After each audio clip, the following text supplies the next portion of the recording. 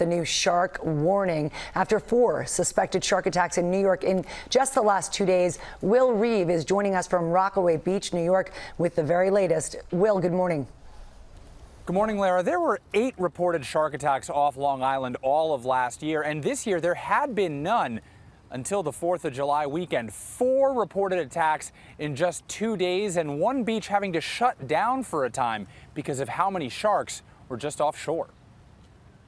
This morning, a shiver of more than 50 sharks spotted off the New York coast after a staggering 4 suspected shark attacks on Long Island in just the past 2 days. Authorities now stepping up their tracking and patrols. Fire Island Pines, that a confirmed victim of a shark bite. On the 4th of July, 2 separate attacks. A 49-year-old man bitten on the hand off Fire Island and a 47-year-old bitten on his knee in Quogue. I'm going to need you to respond for a 10-9 shark attack. Rescue's been notified. This after a 15-year-old was seen being treated for a shark bite off Fire Island Monday. My first reaction to when the shark grabbed my foot was to immediately get out the water and get help. Peter Bancully was surfing when the shark latched onto his foot and toes. He quickly swam to shore where beachgoers aided him until first responders could arrive. Thank you to the Good Samaritans on the beach to help me. Meanwhile, just a few miles away, another teen suffering a suspected shark bite. She walked out, came over to a lifeguard. We called the EMTs and we tended to her injury. New York State Park officials sending out jet skis and drones to scan for sharks along all 4 beaches. Experts say the water conditions this time of year are favorable for the predators. The water is warm enough and there's plenty of food here to support large sharks moving into our area and feeding on the animals that are here. Florida also seeing multiple encounters.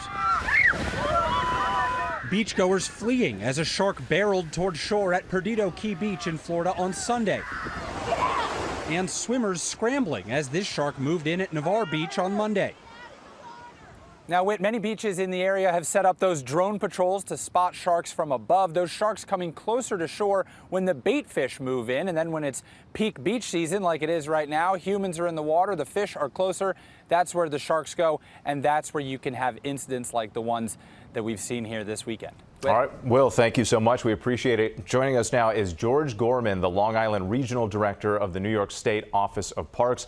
George, good morning to you. I want to start with those 4 suspected shark attacks in just 2 days. What more can you tell us about those incidents, and are they becoming more common?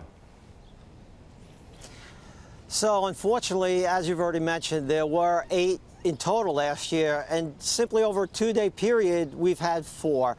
So we are concerned, and that's why Governor Hochul and the New York State Legislature gave us additional funding so that we can take measures to protect the swimmers. We've increased the amount of drones we have on the beaches at Long Island State Park beaches, as well as wave runners or jet skis, so that we have lifeguards in front of the waters patrolling. So we have a lot of eyes that are now on the waters to keep the swimmers as safe as we possibly can. So let's talk a little bit more about that, because you did close your beaches after the drones spotted 50 sharks yesterday. We saw that incredible video. What more can you tell us about the program, and do you think it's working so far? So it is working. Obviously, we saw that large school of sharks. They were sand sharks, and they were just about 200 yards offshore at field number 3 at Robert Moses. And that's where that incident where a 15-year-old girl was bitten the day before. So we got our drones up first thing yesterday morning, scanned the beaches prior to 8 a.m. when the lifeguards go on duty, and that's when we spotted those sharks. We then did not authorize swimming till about 9:30, about an hour and a half later. We usually wait an hour, but there were so many sharks out there that we said, you know what, let's be safe. Let's just wait an extra half hour. We kept scanning the waters, we kept looking, and we did not see anything, so we then reopened for the day. Well, it's definitely better to play it safe. But are experts telling you why we're seeing so many shark encounters right now, and why are they so close to shore in many of these cases?